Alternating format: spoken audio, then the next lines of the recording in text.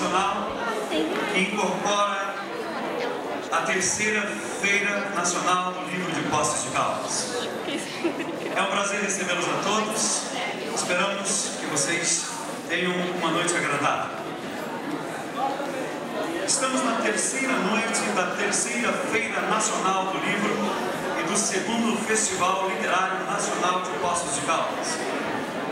Essa festa literária é uma realização da GSC Eventos, em parceria com a Prefeitura Municipal de Poços de Caldas e as Secretarias de Educação e Cultura e Turismo.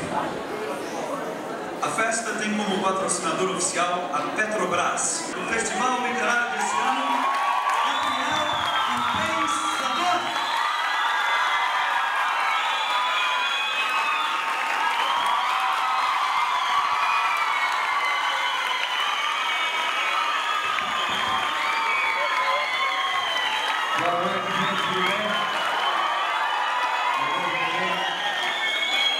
prazer estar aqui, estou sendo muito bem recebido aí. Mais cedo, já na chegada, a gente encontrou o pessoal, o estudante de comunicação, aí cadê a galera? E queria dar primeiro os parabéns à galera da organização da Feira do Livro de Poços de Caldas, que está maravilhosa. Eu vim aí de tarde, vi a criançada aqui curtindo o teatro, apesar da chuva, movimento intenso. Criança para todo lado aí, procurando livro, querendo ler. E é uma coisa que faz bem para todo mundo de todas as idades, né? É um incentivo importantíssimo que eles estão dando aí à literatura. E não só a literatura, porque nessa feira, além do nosso papo hoje, teve o Rio ontem, tem o Roberto da Mata, tem vários tipos de palestras que vão além do livro em si, né? O encontro, o bate-papo, que eles também estão estimulando, promovendo. Realmente estão de parabéns, é um prazer participar. E a gente vai amar para no futuro voltar com a banda e fazer um hip hop aí, já está um papo rolando aí. Bom, hoje eu estou com um livro que a gente acabou de reeditar, que é o Diário Noturno. É um livro que tem poesia, tem prosa, tem algumas coisas até que eu tinha escrito já quando eu era mais novo e incluí no livro. E é um livro que fala bastante de mim, assim, por isso que o nome Diário Noturno, por causa da madrugada, da insônia, que me ajuda a escrever, mas tem uma cara de diário mesmo, de algumas recordações, assim. Eu vou pegar aqui, folhear e a gente vai bater um papo, meio que inspirado em alguns trechos do livro. O outro livro que eu tenho, que está aí na feira, é um livro infantil, tem algumas crianças ainda presentes aí hoje, mas hoje, agora à noite, a gente vai bater um papo mais sobre o Diário Noturno. Um garoto chamado Norberto é o novo livro, né, o outro livro que está aí. Eu estou escrevendo o texto da peça do Norberto, que a gente vai fazer uma peça com a Sura Berdichevski dirigindo, e já está tudo na agulha, só faltando terminar o texto. E eu estou curtindo muito esse trabalho de criação, além das letras de música. Estou gravando um disco novo, estou compondo, na verdade as letras já estão quase todas feitas, mas é um trabalho diferente. Por exemplo, um texto para uma peça de teatro, ou um poema, uma crônica, ou um conto que ainda não publiquei, mas também tem alguns contos. Gosto, sempre gostei desde criança, e é legal até frisar isso assim, para a galera que de repente sabe que leva jeito na aula de redação, ou vocês que já estão mais velhinhos aí, nos textos da faculdade, ou enfim, em qualquer lugar. Eu acho que vale a pena acreditar e insistir, ler bastante, escrever bastante, porque é um exercício muito bom, não só para quem vai seguir profissionalmente um trabalho com as palavras, mas para todo mundo, né? Um cara que vai ser surfista profissional, astronauta, qualquer coisa, se ele se expressar bem, ele souber interpretar bem uma coisa que ele lê também, só vai ser útil para ele em todos os sentidos, né? Inclusive, para os mais tímidos, normalmente são os que escrevem melhor. Não é uma regra, mas tem muito disso, como o Luiz Fernando Veríssimo, que é um dos caras mais tímidos que eu já conheci. E às vezes um cara numa dessa, ele faz um poeminha assim para a gatinha, ou ela faz um poema para ele e tal, e acaba ajudando. Então é muito útil, para mim também já quebrou um galho, mas aí esse aí deixa pra lá. Você saber se expressar com a palavra escrita, porque eu também sou tímido, estou deixando de ser, né, um pouquinho, mas tenho um lado de timidez, eu acho que também me motivou a escrever. Meu irmão está aqui comigo hoje, Thiago, meu irmão por parte de mãe. Também é parceiro, compositor, parceiro de algumas músicas minhas, Até Quando, e algumas outras aí, Tô Contigo no Lado. E agora eu lembrei de uma coisa engraçada. Falei da timidez e daquela coisa do papel como um recurso, né, para você se expressar. E quando a gente era bem garoto, ele tem 3 anos e meio a menos de idade, né? Mais ou menos, né? E a gente brigava. Ele me mordia, eu batia nele, aquela coisa, né? Não é para dar exemplo aqui para vocês, não pode brigar com o irmão, mas rolava. E a gente tinha a nossa mãe, que a gente admira tanto, que a gente tem, graças a Deus, tá com a gente aí, mas ela, não aqui, né? Mas ela trabalhou muito a vida inteira. E ela dava todo o carinho que podia e era ótimo. Mas ela às vezes estava na rua, quando a gente estava lá brigando e tal, ela estava no trabalho. E aí, o recurso que eu comecei a usar eram os bilhetes para contar como foi a briga, para quando ela chegasse, que a gente já estava dormindo, aí tinha um bilhetinho. Eu devia ter botado no livro mas eu não tenho mais. Mãe, ele me mordeu aqui. Aí tem um desenho com a mordida, com a setinha. Assim, o começo da descoberta da utilidade aí da escrita. E às vezes um desabafo, claro que é uma declaração de amor. Me lembrei de uma outra coisa de família, bonitinha assim, muito simples, uma frase. Mas a minha tia-avó, a nossa tia-avó, que já faleceu, ela também escreveu contos. Era uma pessoa muito alegre, muito divertida e tal, mas no fundo era uma pessoa bem solitária, solteirona. E nos contos dela a gente via isso, assim, que ela tinha esse lado assim. Mas enfim, ela me incentivava muito. Quando ela viu que eu gostava de escrever, ela começou a me incentivar. E quando eu não sei a idade, na verdade eu sempre falo isso assim, no chute. Quando eu tinha uns 10, sei lá, por aí, eu ainda muito garoto, ela me deu uma máquina de escrever de presente. E isso foi uma forma de incentivar uma criança ainda, um adolescente, a continuar escrevendo e tal, não sei o que. Então ela sempre dava força. E eu deixava os bilhetinhos para ela: Tita, eu te amo, minha avó, não sei o que. Porque ela era tia-avó e a gente ficava brincando, chamava de tia-avó, ela pedia para chamar de vó, aquelas coisas. E aí teve uma coisa curiosa. Quando eu falei que ia começar a fazer rap, ela não gostou muito não. Ela nem sabia direito o que era rap, e ela achou que eu estava entrando na faculdade também, em comunicação. Eu já ia entrar, tinha passado, vestibular, estava passando, enfim, tudo junto ali. E eu falei que ia fazer rap, que ia gravar disco, que ia tentar. E ela falou: meu filho, não vai fazer isso e tal, você vai parar de estudar, você vai acabar parando de estudar para fazer funk, para fazer não sei o que e tal, aquela confusão. E aí eu falei: não, Tita, é legal e tal. E aí nessa época aí ela ficou doente, foi internada, faleceu. Não pôde ver o que aconteceu depois, né? O que era o meu trabalho com a música, que eu me orgulho bastante, que tem muito a ver com o que ela incentivava, né, em mim, a expressão, a palavra. No meu trabalho eu exercitei isso a vida inteira nas músicas, né? E depois os 2 livros que ela ia gostar, tem até dedicatória do Diário Noturno, com o nome dela e da minha avó. E, enfim, teve uma situação curiosa no dia em que a gente soube que a Tita tinha morrido. Eu estava com 17 anos, aí por aí. E aí eu escrevi um poema. De manhã a gente soube da notícia, eu escrevi um poeminha. E no velório eu coloquei dentro do caixão. Vou ler esse poema para começar então.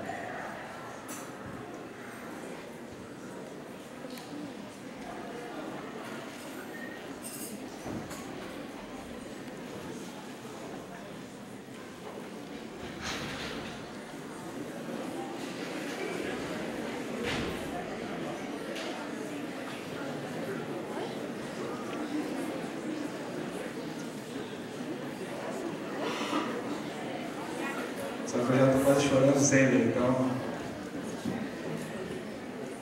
Hoje eu acordei chorando, com a notícia que mamãe me trouxe à porta. A minha tia-avó, que eu amava tanto, agora é morta. Vai em paz, minha querida e velha Tita, deixando aqui lembranças tão bonitas. Essa vida não é nada mais do que folhas escritas. Tita, as tuas folhas não ficaram em branco. Momentos ora muito bons, outros nem tanto. A tua vida foi vivida, dividida. Agora o teu relógio, já tão triste que parou, te dá um tempo pelos ventos sem dor. E aqui o tempo continua a passar, como ele sempre passou. Mas já sem nossa amada, tão querida e velha Tita, que deixa agora o tédio dessa vida aflita e vai voltar a ser feliz. Vó Tita, longe ou perto, mas por certo sorridente. Sei que por isso eu deveria estar contente, mas de saudade e por amor chorei por ti. Porque ela estava sofrendo muito, né, já com a doença, por isso que eu disse ali que poderia estar contente, que ela vai descansar e tal. Agora, já que eu falei do Thiago, vou ler o que eu fiz para ele. Começando pela família, né, isso é bom. Irmão, e as fotinhas aqui dele, aqui comigo, o Thiaguinho. Pô, você era bonito, cara. Que coisa. O tempo, né, cara? O tempo. Mas depois a gente pode mandar o rap do feio aqui. O Thiago me ajuda aqui no parada.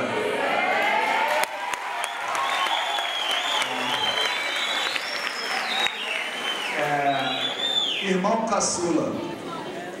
Pais diferentes. Provoca ciúme, moleque brigão. Levando cascudo, revida com os dentes, mordendo com raiva de cão. Crescendo colado diariamente, provoca amizade, provoca paixão. Ouvindo piada, responde com os dentes, sorrindo, dividindo o pão. O tempo passando, já adolescente, provoca problema e preocupação. Ouvindo conselhos, registra com a mente, abrindo todo o coração. Poeta parceiro, cresceu de repente, provoca poema e inspiração. Olhando pra gente, reparo contente que é lindo te ter como irmão.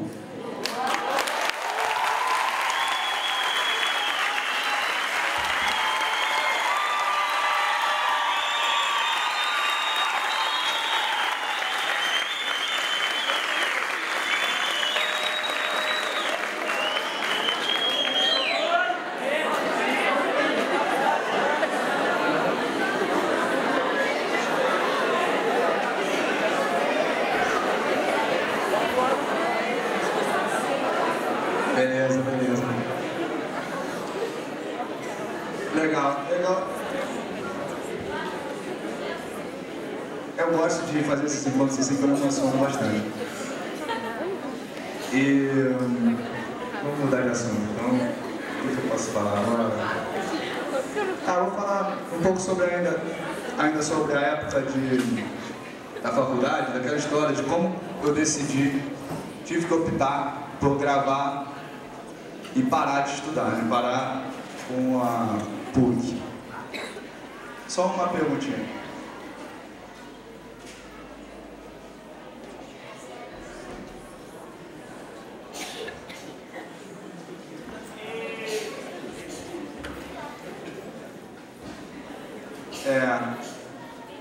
Eu entrei em 92 lá no segundo semestre, não, no primeiro semestre. E aí em setembro, eu estava no segundo período, mas eu fiz uma música, Tô Feliz, Matei o Presidente, e ela me ocupou porque eu consegui tocar numa rádio no Rio, uma rádio que na época tinha bastante audiência.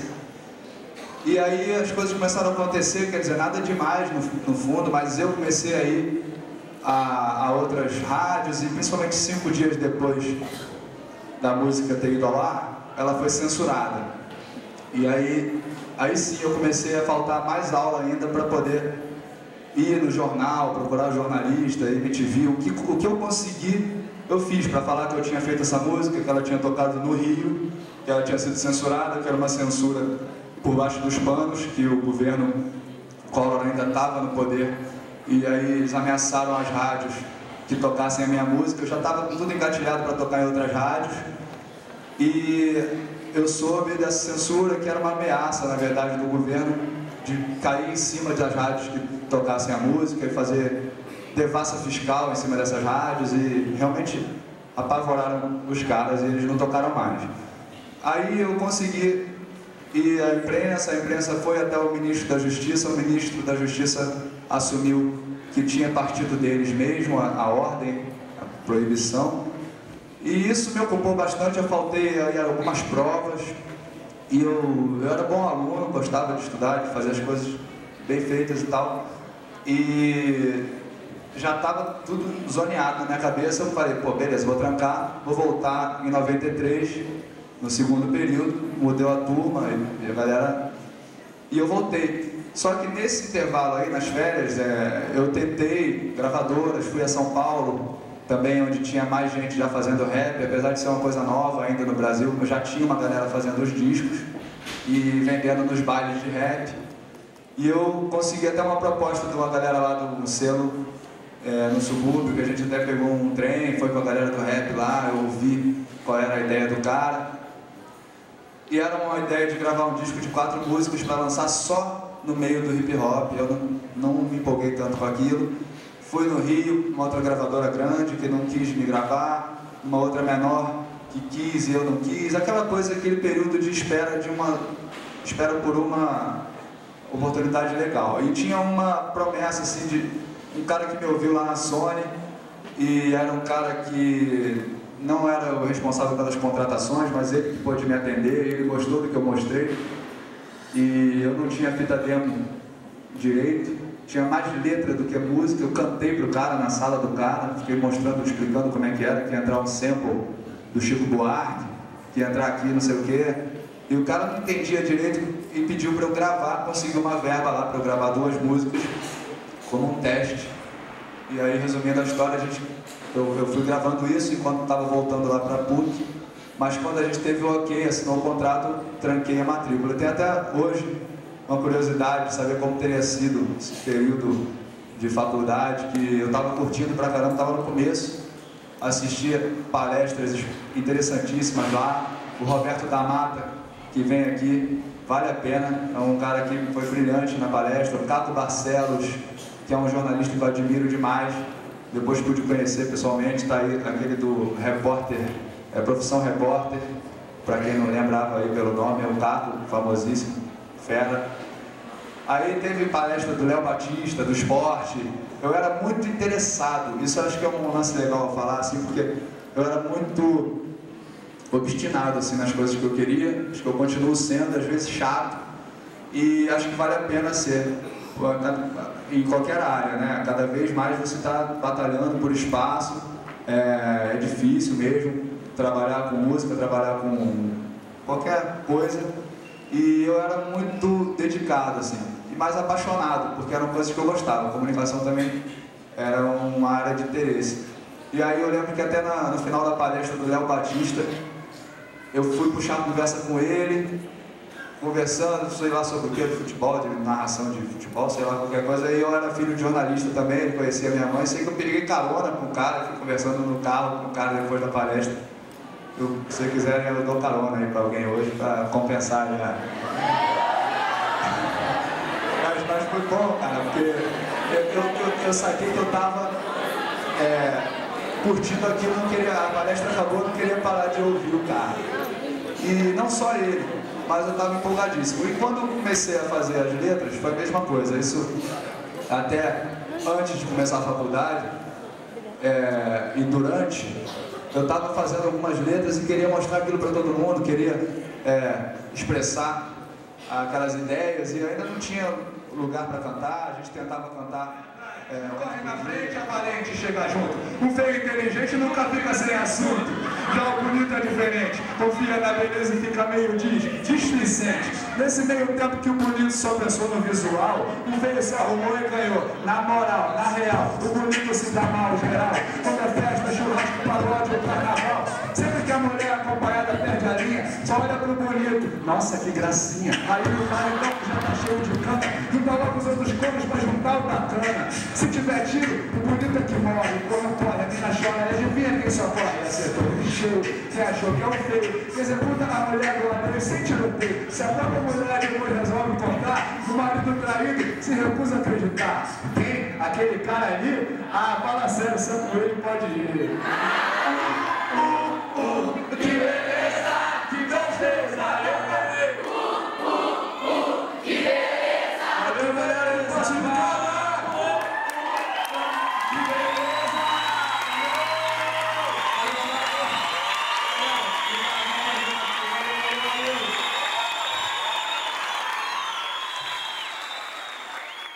A Petrobras quer agradecer ao Gabriel, dando esse brinde. Esse brinde é um projeto patrocinado pela Petrobras, do Grupo Galpão. Tem aqui um livro que representa a literatura.